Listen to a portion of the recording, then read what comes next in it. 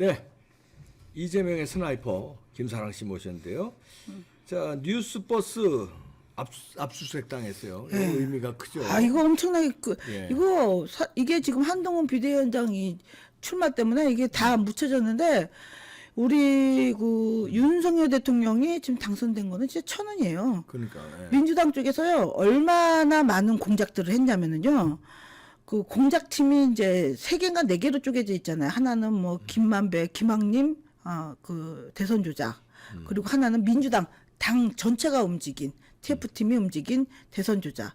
그다음 요거 지금 오늘 요거 나온 이제 그 뉴스버스. 뉴스버스의 발행인이 누구냐면 TV조선의 그 이진동 기자죠. 이진동 기자, 그저 박근혜 대통령 탄핵에 이제 최소원 불씨를 씨 태블릿 PC. 최소원 씨 카메라 이거 막 주차장에서 막 이거 뒤에서 사회부장으로 조정하던 사람입니다. 네, 맞아요. 그 여기에 뉴스버스 대표 이진동 씨의 집이 이제 압수수색을 당했죠. 이분이 어떤 식으로 대선 공작을 했냐면 이거를 띄운 거죠. 윤석열이 대장동 대출 브로커 사건은 무마했다. 이 개소리를 띄웠고 그 다음에는 고발 사주 있죠. 그 뉴스버스에서 띄운 거야. 그래요. 그렇게 하면서 끌어내리려고 그렇게 길을 썼었죠. 이 TV조선 이재명 부장 여직원 2명 성폭행 성추행 이런 의혹까지 있는 사람이 이렇게 해서 이것 때문에 TV조선에서 그때 잘렸죠. 그렇죠. 이런 사람이 요거 나가가서 때문에. 만든 거죠. 그 다음 이진동. 것도 한번 보여주세요.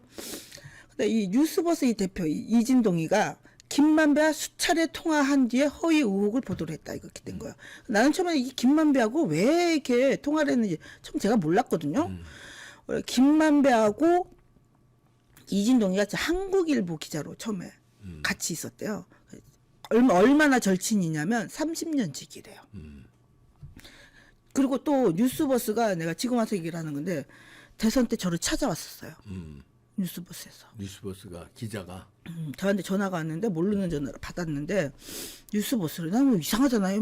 명칭이. 그래서 뭐냐? 내 이랬더니 언론사래요. 만나달라고 그렇게 하더라고. 그래서 내가 아무나 만날 수가 없잖아. 그럼 네가 한번 내려와라 이랬죠. 그래서 거기 기자가 왔었어요. 저를 만나러 성남까지 직접. 그래가지고 뭐 나에 대해서 뭐 쓸 것 같이 막 물어보고 뭐 매일같이 취조하더니 아니 내 거는 안 쓰고 무슨 뭐지? 갑자기 무슨 그 고발 사주 막 이런 것만 쓰는 거예요. 그래서 내가 거기 정 기자한테 그랬어요. 야, 내 것이 중요한 건데 나 왜 실자 뜯는 것만 자꾸 그러냐? 너 뭐 조땡땡이랑 네가 사귀냐? 왜 걔한테 그렇게 집착하냐? 내가 그렇게까지 농담으로 할 정도였었죠. 근데 이제 나중에 내 거는 뭐 신땡땡이 사건 하나만 이렇게 쓰고 안 했는데 이제 나중에 보니까 저한테도 그렇게 와가지고 굉장히 많은 취재로. 그래서 내가 야 니네 사무실이 어디냐 내가 물어봤었거든요. 그래서 마포래요.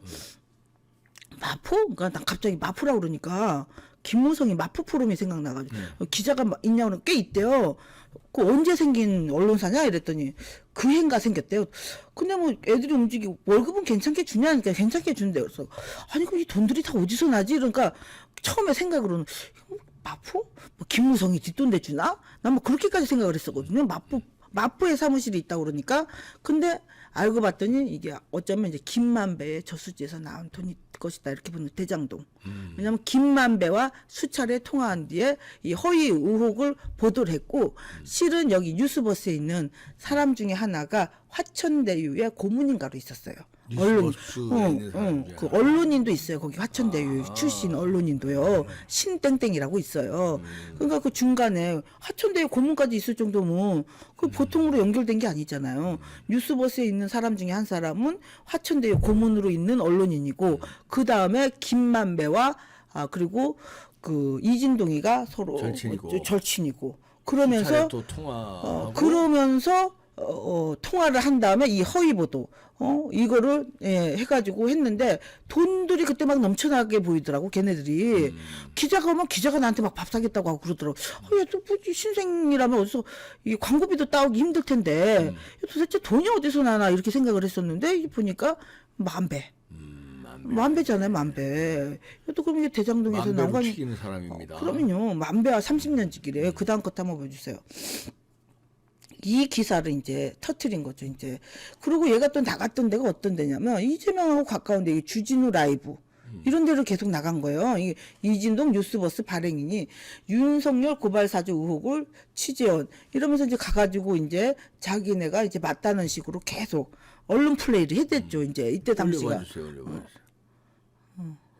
이진동 기자잖아. 여기 주진우. 이런 데 나간다는 것 자체가 이게 수상한 거예요. 주진우가 나 불러줘요?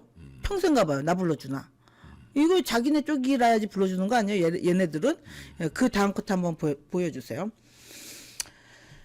예, 우리 이진동 씨가 누구냐면 이 박근혜 죽이기 설계자가 TV조선 이진동이다. 뭐 이런 말들 있죠. 이 고영태 녹음 파일 뭐 이런 거 의상시 CCTV 쫓아다니면서 이렇게 한 거. 예, 이런 애들. 한 번 뒤통수 친 애들이 그 뒤통수에 DNA가 다들 있나 봐요.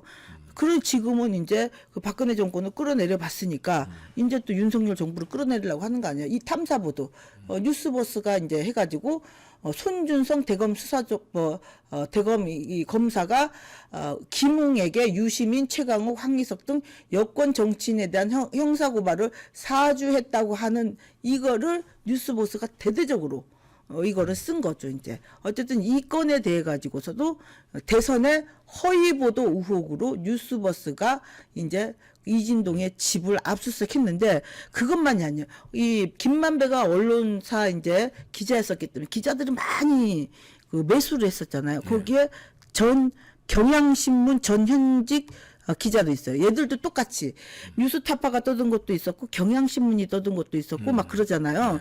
그 중에 뭐라고 했냐면 이 경향신문은 누구였었냐면 손석희 아들 있죠. 그때 손석희 아들이 경향신문에 있다가 이제 터트린 거죠. 그러고서는 지금은 어디로 갔죠? MBC로 갔죠. 그것도 이제 아빠 찬스란 소리가 많죠. 이거 보세요. 여기도 나오죠. 하천대유 고문중 뉴스버스 임원이 있었던 거예요. 이러니 얼마나 끈끈한 관계였겠어요. 이 얘네들이 다 퍼뜨린 거는 윤석열 죽이기였던 거예요. 이 많은 기자들이 동원되고 이 많은 언론들이 동원이 되고 뭐 당 차원에서 공격하고 이게 완전 대선 조작을 한 거죠. 그럼에도 불구하고 0.73%로 윤석열 대통령이 탄생했다는 건 우리나라 국군이 아직까지는 괜찮다는 거예요. 예, 그 다음 것 한번 보여주세요. 여기 요 신땡땡 있죠? 이 화천대유 고문으로 있는 놈. 여기 뉴스버스 임원으로 있는 애요. 얘가 여기 보면은 이 조선일보 이게 저기 50억 클럽 50억 클럽이 아니고 화천대유 멤버 여기는 화천대유 이제 고문 멤버들인데 여기서 언론인들만 언론인도 굉장히 많이 끼워놓은 거예요. 조선일보 논설위원 출신도 있고요. 여기 이제 이코노미스트 얘도 있고 언론인들.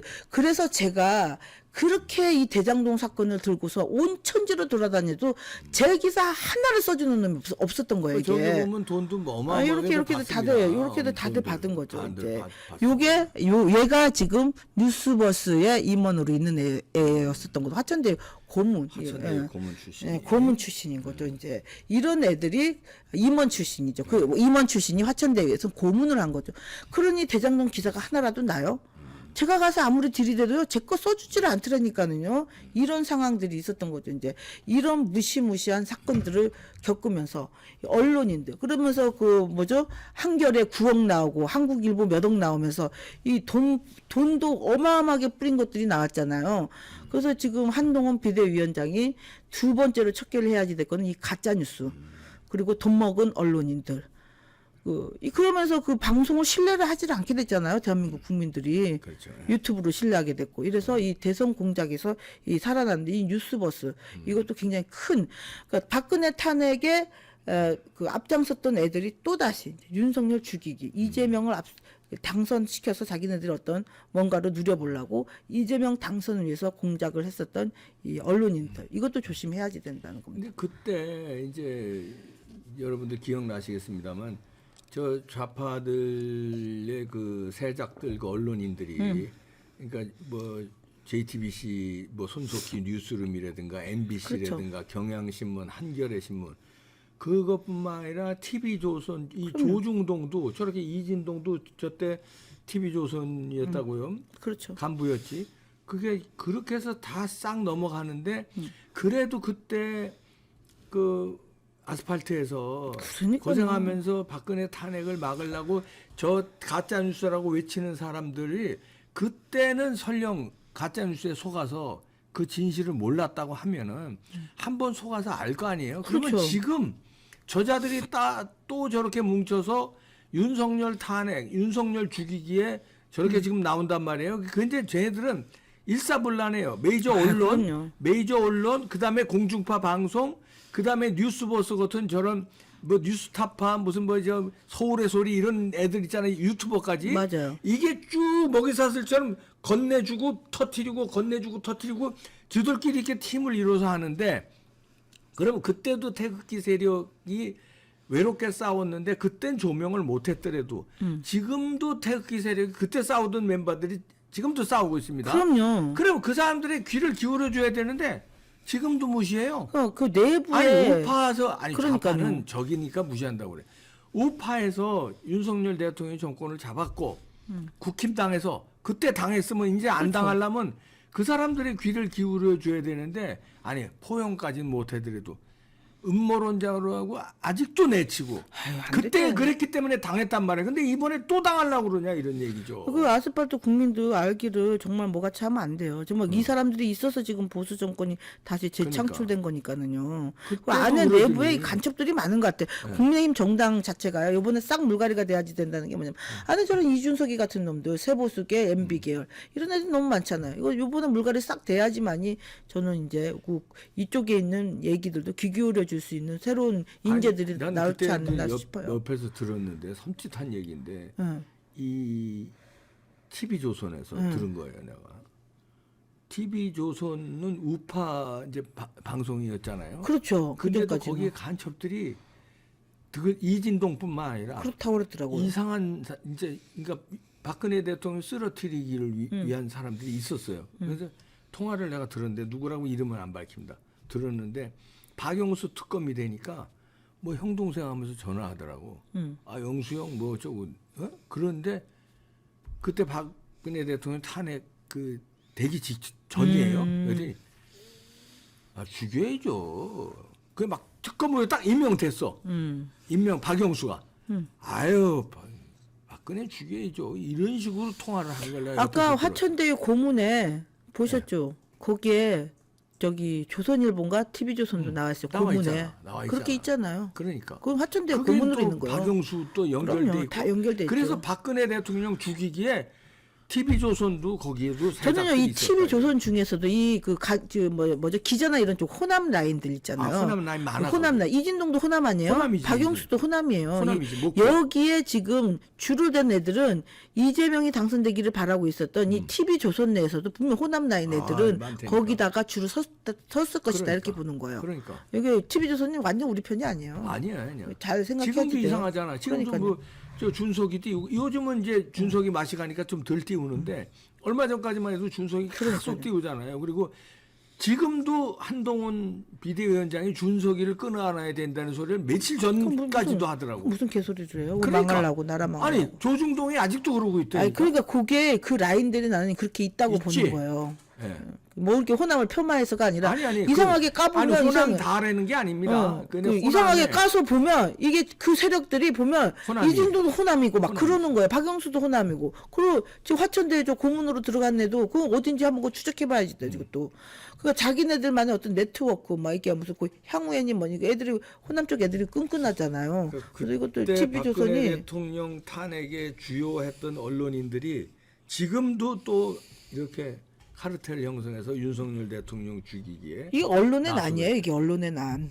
이 언론의 지금 난이지. 이게 이 뉴스버스가 언론의 난인 거. 지금 경향신문 기자도 지금 압수수색 당했잖아요. 네. 여기 지금 여기도 압수수색 다 당한 이게 거. 같이 연결돼 있는 거예요. 뉴스타파 다. 이런 데 다 되잖아. 언론의 난이었던 거예요, 다 연결돼 이게. 있는 쿠데타야, 거예요. 쿠데타. 야, 이거를 지금 이제 한동훈 비대위원장이 잘 파악하고 있어야 되고요. 윤석열 정부가 잘 파악하고 있어야 됩니다. 아니면은요 또 당해요. 야, 또 당하죠, 얘들은. 예. 잘 대처하시기 바랍니다. 네. 김사랑 씨였습니다.